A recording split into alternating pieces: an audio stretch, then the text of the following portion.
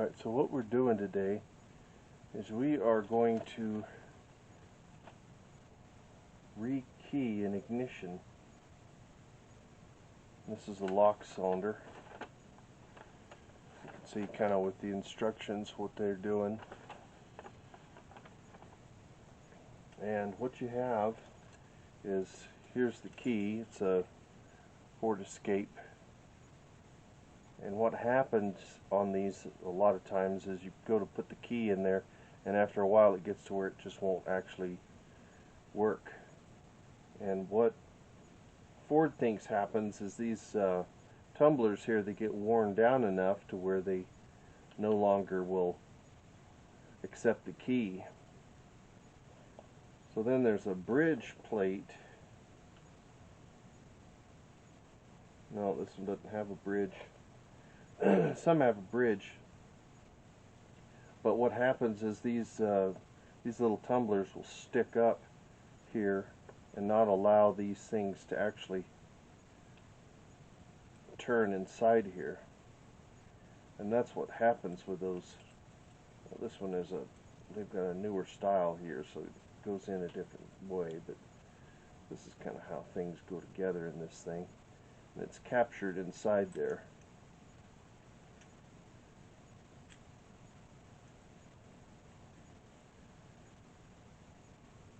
And as you turn it, it sinks, and then it goes into the start mode right there. So what we've got to do is we've got to actually count. We've got to count the key here and find out what it's telling us. And the way we have to do that is we have to start from the back of the key or the front of the lock. And so what we're going to do, they tell you how many stations there are. These are stations here. And then it tells you approximately how far in you have to measure. So you actually have to go in there and measure from the end of the key a certain amount, and then you measure the actual width of the key, and that gives you a count. And each one of these is numbered. I think there's is it 5 on this one? There's 3. This is number 5. There's number 2 and number 1. And what I do is I typically will measure one of these out for the key. I know this is the end right here where the tip of the key goes, and this is the back side where the back of the key is, which is going to be right in here.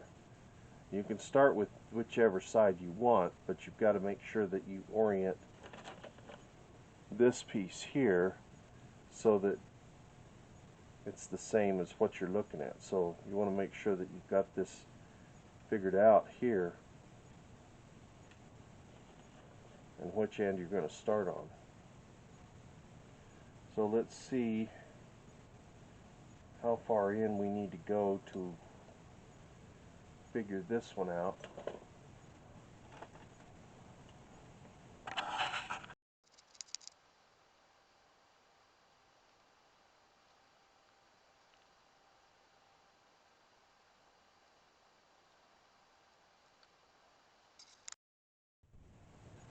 Alright, now once you get all those in, then you want to take your key and you want to make sure that everything looks good with the key all the way in.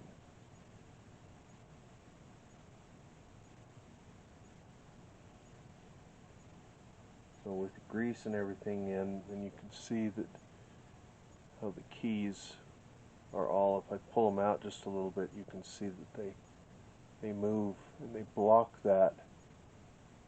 But when they're in all the way, then that makes it to where that'll turn.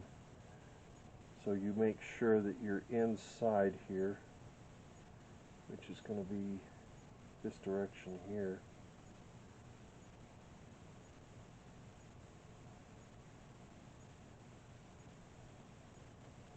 See, now won't turn, and now it will.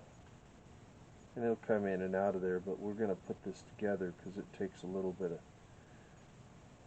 stuff to get it put together. So I will typically leave the key in there, and the reason I do that is so that, you know, if you don't bump it and knock one of these out. Now there's enough grease in there, and I'll always put a little bit more in there too. And what you have to do on this situation is you just put grease on there like this, and you can wipe it in there, kind of like packing wheel bearings. You just put it inside there, and when you get this together, you can let the customer know that there may be occasional grease on your key, but it's a far cry from having to completely rebuild and replace every lock in there. So now we got to figure out where we're at with everything. So we need to put this thing together like we're supposed to.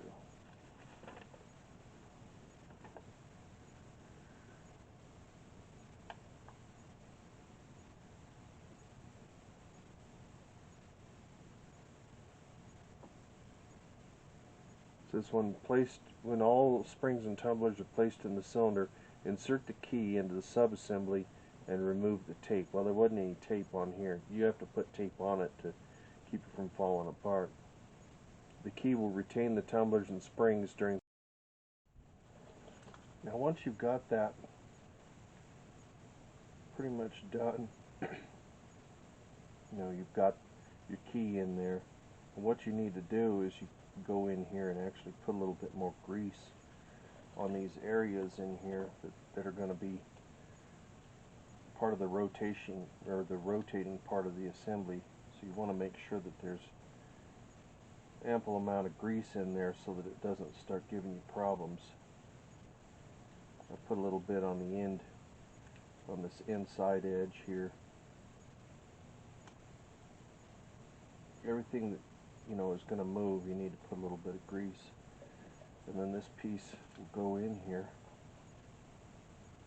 Make sure I get it in the right spot.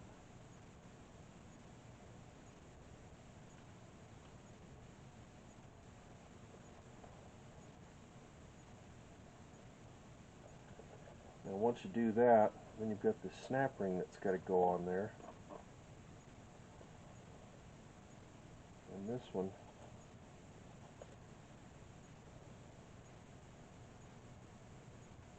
going to go up. This groove right here has got to match up with this little bit of a groove right there. See if I can do this without slinging it off across the room.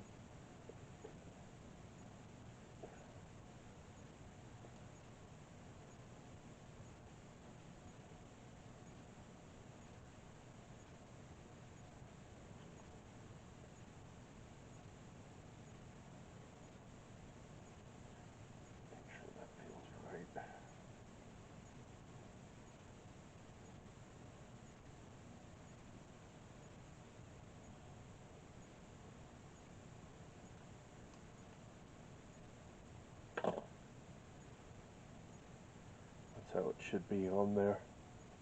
I like that.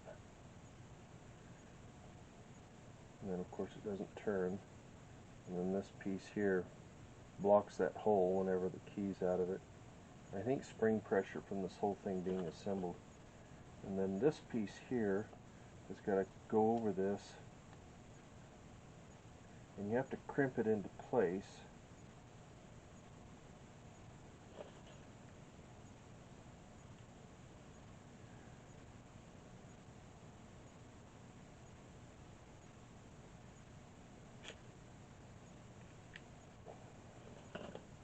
I think the only really plausible way to crimp that is use a big pair of pliers and just crimp the edges over. Try that and see what happens. I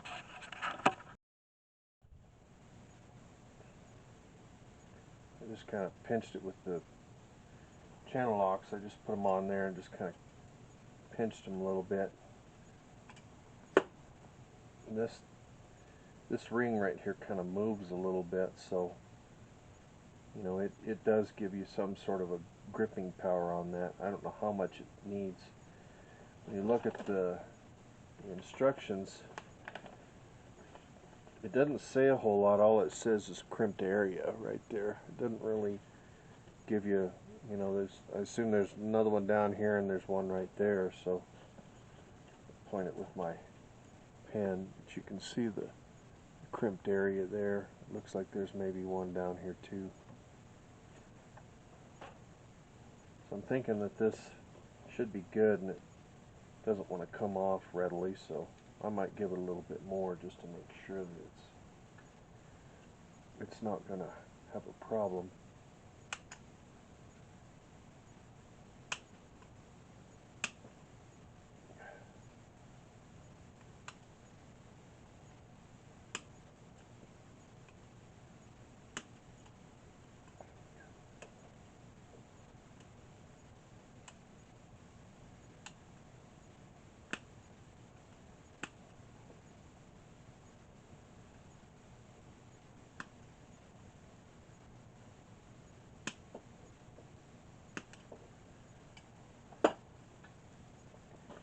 And then check it and see what it feels like.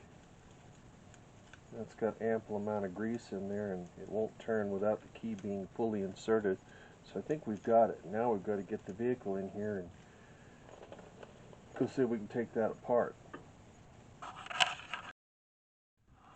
Alright, so on this one I had to go ahead and pull this unit out of here, but the way this goes in there, you can see this little pin at the bottom, and what you have to do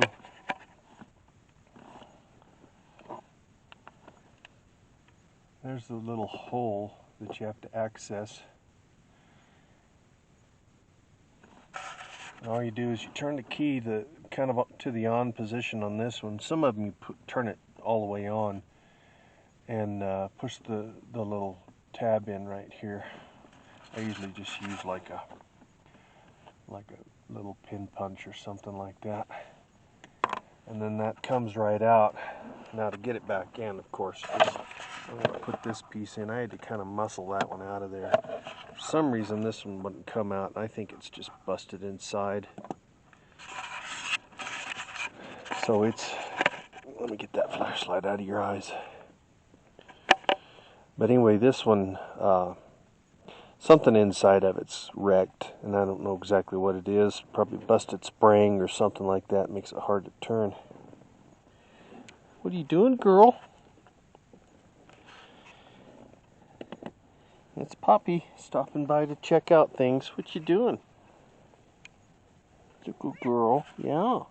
You good baby. Well, anyway. So that's about all I have for you. Basically, to put this back in, we'll just stick this all back up inside here. Put the screws back up in there, and then this thing just actually will pop right back into place. And then once you pull the key out, this thing will push this, well, it doesn't even do that, it just will push that down inside there, and away she goes, and she's, you know, Bob's your uncle, and you're done. So anyway, I don't think that needs to be broadcast. I don't think there's anything there that's of value. Anyway, that's how you do those. So there's a thumbs up. Thank you for watching, and give us a thumbs up and subscribe if you like, and we'll see you on the next one.